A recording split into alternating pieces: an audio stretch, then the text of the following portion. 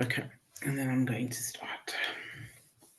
Okay, so today I chose chapter 67, Samach Zion, as you'll see.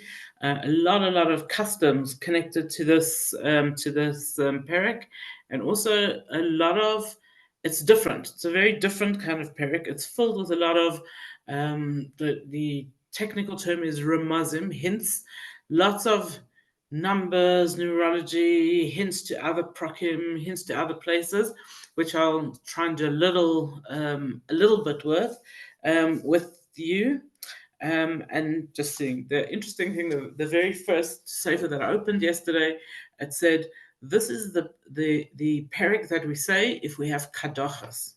I don't know about you, but I grew up thinking that kadachas was a rude word. We learned it from we learned it from our gardener, Jack, who worked for my Boba, and he taught us a lot of the Yiddish that we're not supposed to know.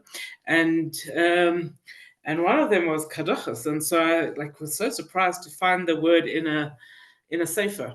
And I went looking it up, researching it, and actually it means a high fever. It used to come with various plagues, and apparently this was the period that was said when people were struck with a plague. Um, so, as I learned through it, I couldn't see why, but that's what we're told.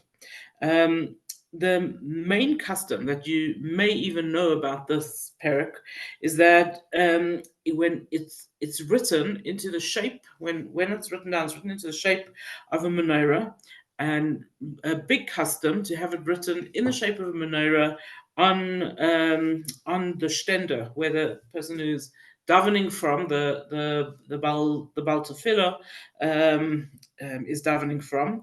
And it's also a custom for when we are saying this parak of Tehillim, whenever we do, to picture the menorah with 7 branches in our minds. So why is that? Tells us that this kapitel was written by Hashem, so to speak, and revealed to Moshe and David. First to Moshe and then later on to David, and it was revealed to them on a flat piece of gold in the shape of a menorah.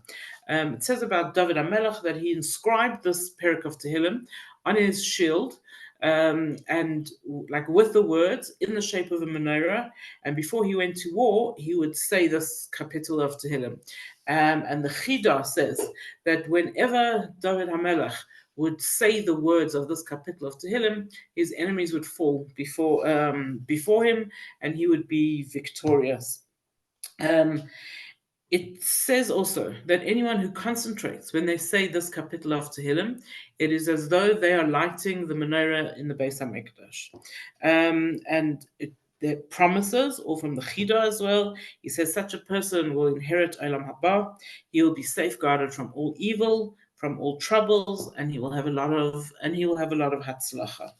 So that's a little introduction, like that.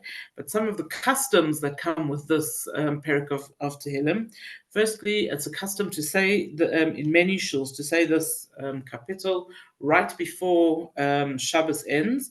There's a special tune that goes along with it, which I won't try and sing for you. And it's as we go into Shabbat, into weekday, and we are asking Hashem for hatzlacha, for success in our lives, in parnasa, all the things that we didn't have to worry about on Shabbos. We ask Hashem for success and blessings as we go into the week again. There's also a custom, if you daven Nusach Sfard, to say this kapitel of Tehillim right before Baruch Shamar. So anyone who davens with Chabad davening will be familiar with this kapitel. Also accustomed to say this kapitel of Tehillim before Mincha on a regular weekday.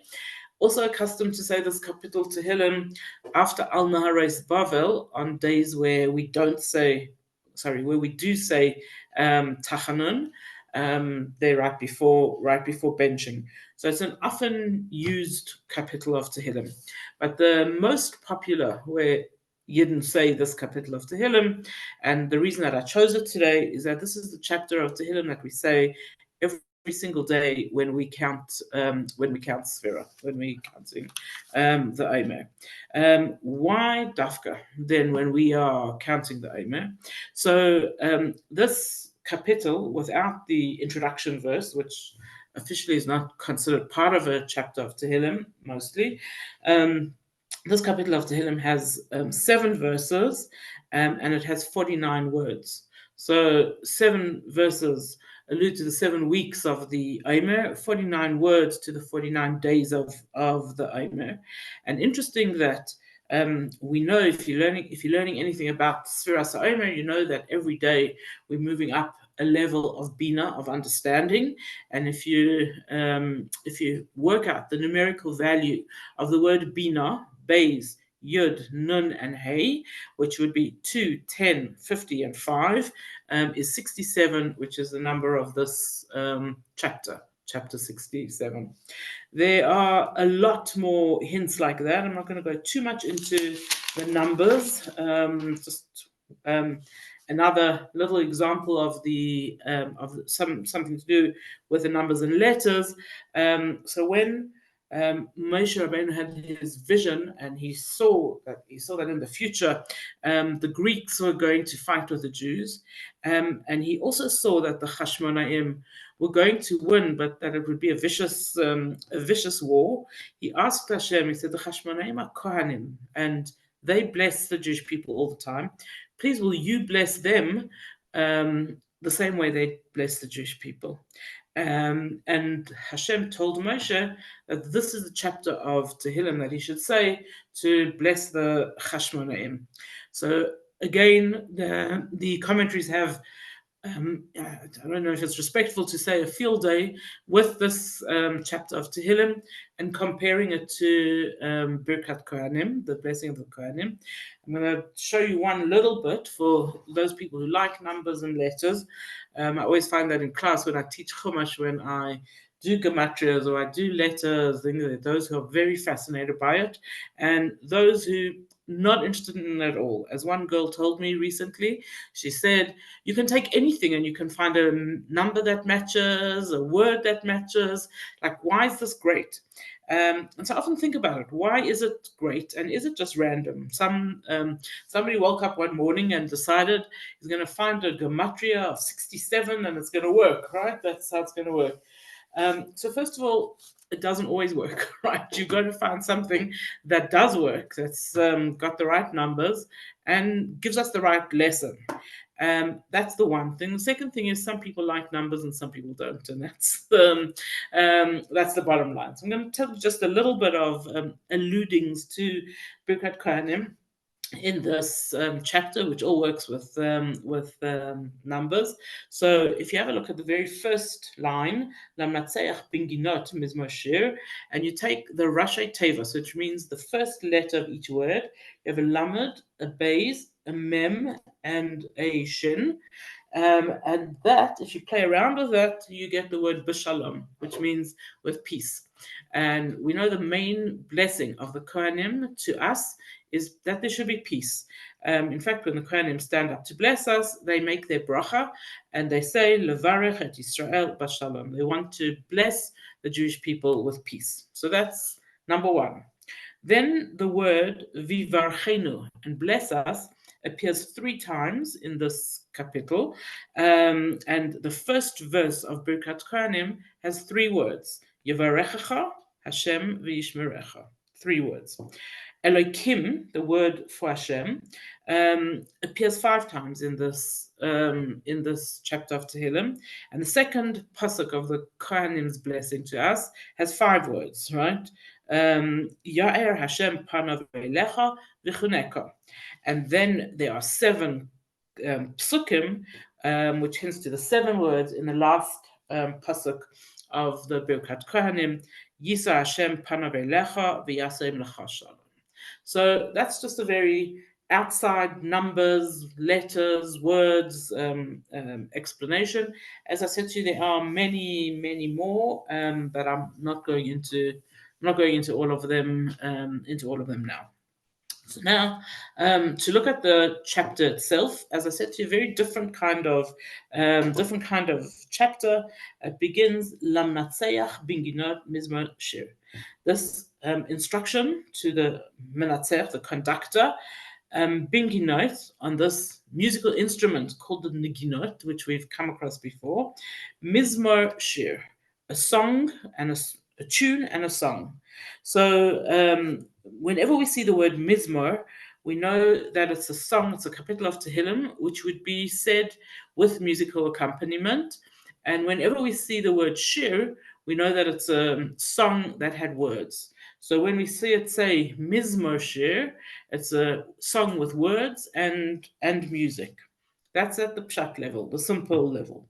A little bit deeper than that, whenever we see a chapter of Tehillim that says mizmor at the beginning, it means this is a song that the angels also sing. And whenever we see a shir, then we know that it's the song that the souls, the neshamas in the upper worlds, sing that song. More powerful even than the song that the angels sing. But here we have the Mizmor Shir. This is a song that is sung both by the angels and the neshamas. So it's a very intense, powerful capital of Tehillim. And then finally, Mizmor is always talking about nowadays, the song that we sing here now while we're in Galus. And Shir is always talking about a song that we sing in the future. You might recognize this from recently from Pesach Seder, where at the end of Magid we said, and there we will sing Shir Chadash. So whenever we want to speak about the future, we speak about this new song that's going to be sung in the future. So interestingly, then this capital Mizmor Shir is a song that we need to sing now while we're in exile, and Shir we will also sing this song in the future. It's talking about now, and it's also talking about the future. And so, what does it? What does it say? What is it telling us? What is the song that we are singing? So the first thing is a request. We are saying, and actually, according to Rav Shamshon for Hirsch, he says this is a plea from us here in Galus. This first line, Elokim, Hashem, Yechanenu vivarchenu, be gracious to us and bless us. Ya'er panav itanu, Selah. May his face shine upon us, Selah. So we want to understand what is this that we're asking for from Hashem. We're asking him, Yechanenu, be gracious to us, Vivarchenu, and bless us. And what is the difference between be gracious to us and bless us? So the commentaries all jump in, and most of them say that to Yechanenu, to be gracious to us, means to give us things that we need, that we want, that make us feel good, that make us happy, and that come in the ordinary order of life, or that should come in the ordinary order of life. So typically the Sforno says, this is give us children, give us parnasa, give us nachas, all what we consider we need in order to live here in this life. Comes along Reb Shamshon for Hirsch and he says, no, Yechanenu means give us academic or intelligence, give us the ability to study, to learn, and the love of studying and learning. And how does he get this? He says that every day in our Shemona Esrei, we make a request from Hashem that He should give us da'at, He should give us knowledge, He should give us the ability to learn. And we say, Ata chaynen la'adam, you are gracious to man. Ata chaynen adam da'as, you give man da'as. And Rav Shamshon Hirsch points out, he says, often it's easy for us to become arrogant if we have a high IQ. Very clever, do well at school, do well in the world. I have every letter next to my name, and I feel very accomplished. I'm a clever person. I feel great. It says Shamshon Hirsch, this is the pasuk that says to us, we need to ask Hashem for intelligence. We need to ask Hashem to give us the ability to understand. And when we do, when we have ability to understand, when we have ability to enjoy academic stuff, when we have ability to learn, rather than being proud, we should turn around to Hashem and say thank you. It was one of the discussions we often had in our home. Baruch Hashem, especially my oldest children, were blessed. Hashem gave them intelligence, and they did extremely well at school. Some of them had to work harder than others, but they did very, very, very nicely. And often used to say to them, of course, I'm proud. I'm your mother. I'm a Jewish mother. I'm very proud that you're doing well. But you can't be proud. Okay. You can only be proud if you put effort into it and if you recognize, you understand that this that you've achieved comes from Hashem, right? It's not your own. It's not, you're not in control of it. It's not your own. And this, by simply this capital of Tehillim, where we turn to Hashem and we say, Yechanenu, give us knowledge, give us ability to learn, and more than that, give us the ability to enjoy what we're learning, to enjoy learning, and to that. This is acknowledging that it all comes from Hashem. And the second thing that we ask here in this chapter, Vivarchenu, and bless us, and immediately the commentaries say, bless us with material things, and with the Hasidic commentary, we need material things in order to serve Hashem properly. So, in order to be able to have Shabbos guests, you need to have food. In order to be able to um, be happy, you can't be worried all the time about your finances. So in order to be able to do spiritual things, we need to be blessed with material things, and that's vivarcheinu. Bless us that we don't have to be worried all the time about physical things. And the third thing we're asking Hashem for, Ya'er panav itanusela, that His face, Hashem, your face should shine on us for always. So, what is this shining? This is to make us actually feel, to understand the amazingness of spiritual things, and the ability to understand that whatever we have, whatever it is, physical or spiritual, it comes from Hashem. So, how do we get this light? How do we get this ability to keep on realizing over and over that these things come from Hashem? So, David explains that to us in Pasuk Gimel. He says that da'as ba'aretz, that the world should know. Darkecha, your ways, Hashem, b'chol goyim yeshuasecha, and all nations should realize your salvation, your what you do for us. So we are first of all asking Hashem that we want it to be not only that I realize that in my life Hashem is there, but I want to have the ability to explain that to other people. I want to inspire other people to know that there's a God in the world, and this is part of our responsibility as Yidden, to make the world recognize Hashem and His greatness. So we have two things that we have to do for this, say Chazal. The first thing is we have an obligation of what we call Kiddush Hashem. We have to be good ambassadors for God, and people have to look at us and say, "Sure, that's a Jew, that's a from person. These are good people, right?" And this is what we struggle with all the time. But we actually have an obligation to look good to the outside world, and when we do, then that is called we're making a Kiddush Hashem, and that's what with the promise that if you make a Kiddush Hashem, Hashem will bless you. And the second thing is we ourselves have to work hard at seeing Hashem's greatness, lada'as, to make ourselves know Hashem's greatness. And Chazal tell us, how do we do this? We actually have to look out for it all the time. So Chazal tell us that a person should study the stars and the planets. Why should you study the stars and the planets, especially if we don't believe in Mazel? Say we're higher than Mazel, we don't believe in our fortunes being told by the stars. So why do we study about the stars and the planets? Because you cannot look up into the sky and see how the universe works and not be impressed by whoever created it if you learn it properly. If you don't learn it properly, then you won't be impressed. But our job is to look for the greatness of the universe, to look for the fact that only a God could have made this, and to impress ourselves with it. Okay, making Kiddush Hashem even for ourselves, so that we can appreciate Hashem. And then what happens? Pasuk Daled Yaducha Mim Alekim. Nations will acknowledge you. Hashem Yaducha Mim Kulam. All of them will thank you. So this is what we are seeing, that we're working on it, and we're working on it, and we are hoping.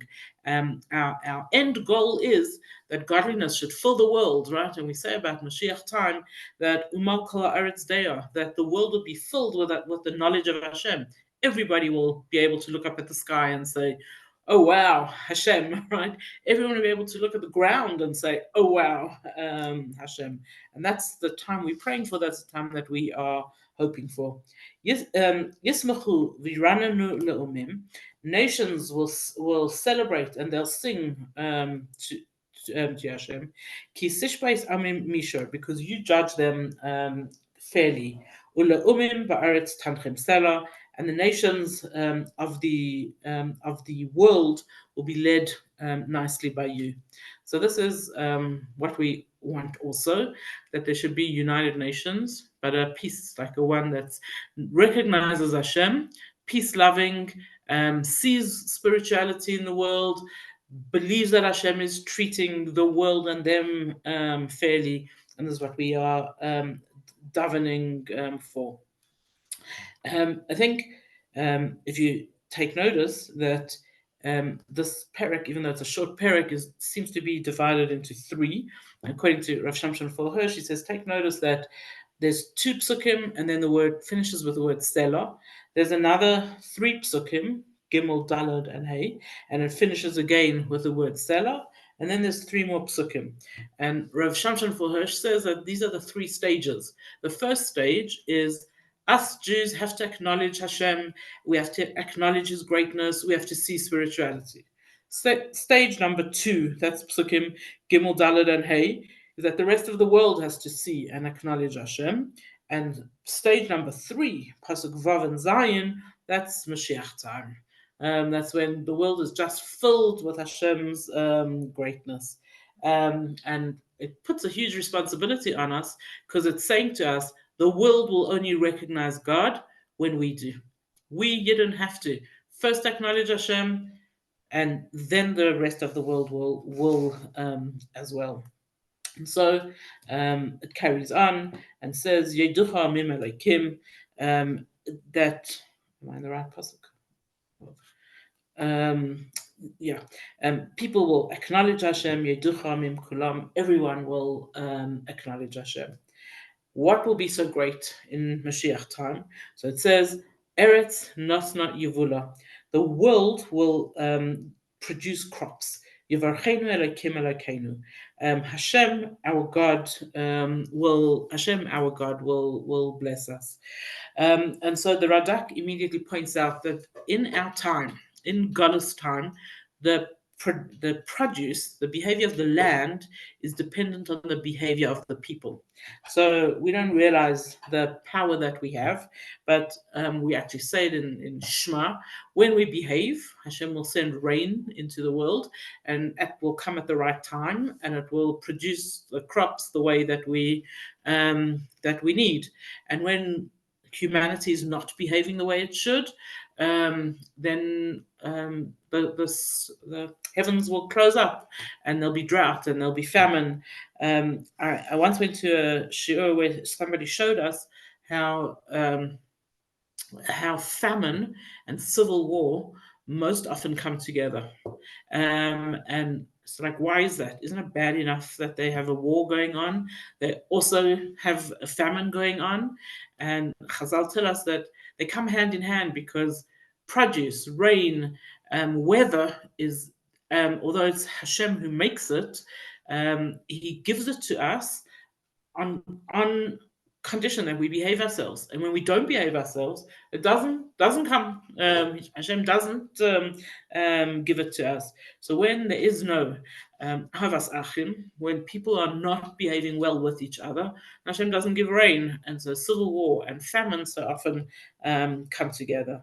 The other interesting comment that I saw from a few of the commentaries that says that right before Mashiach comes, the weather will go berserk. Okay, we know that actually it says it straight out in Zechariah, the weather will go berserk. But here in this commentary, it explains it in a much more detailed way, and it explains that rains will come in their wrong time, and they won't necessarily all be rains of bracha, and we won't know what's happening. Okay, we won't know what's going on.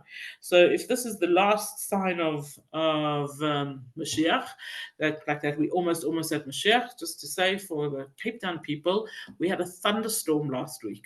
Okay, like who ever heard of a thunderstorm in Johannesburg in May? Like, so most definitely the weather has gone berserk, and we must be right there at the time right before Mashiach comes. Another sign.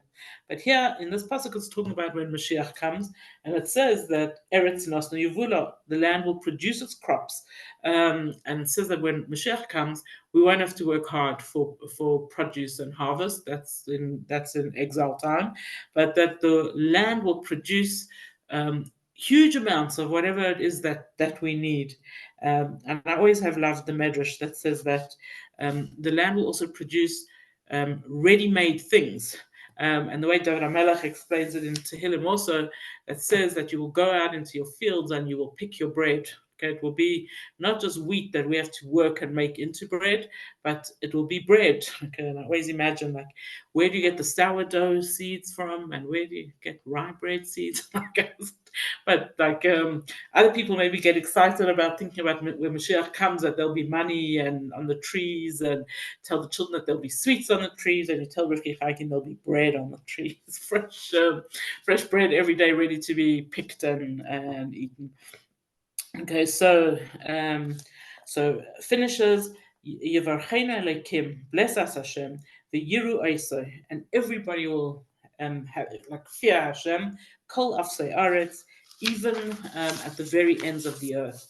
And this is what we call absolute Mashiach time, where at the very, very ends of the earth, where nobody has mentioned Hashem before, even in these places, there will be this feeling of godliness, of spirituality, and people will recognize Hashem and his godliness. When we lived in Cape Town, we used to beg my parents to come more often. Just come for the weekend, come for Shabbos. And my father always told me that I can't come to Constantia. Sorry, all the Constantia people. It's so slow there. If Mashiach can come and you guys won't even know. Okay. And I always tell my father, I said, no, you're wrong. If you have a look into Tehillim, it's the places that you think are slow and far away. That's where Mashiach is going to come first. That's the places that are going to feel the spirituality. They're going to feel the holiness. They're going to recognize God. As it says here, Kol Afsei Aretz, all the edges of the world are going to be filled with Hashem's, with the awe of Hashem, with the recognizing of the godliness of Hashem, with the appreciation of spirituality and godliness in the world. And that brings us to the end of Perek Samach Zayin. So, thank you, Ed. Thank you. Thanks so much.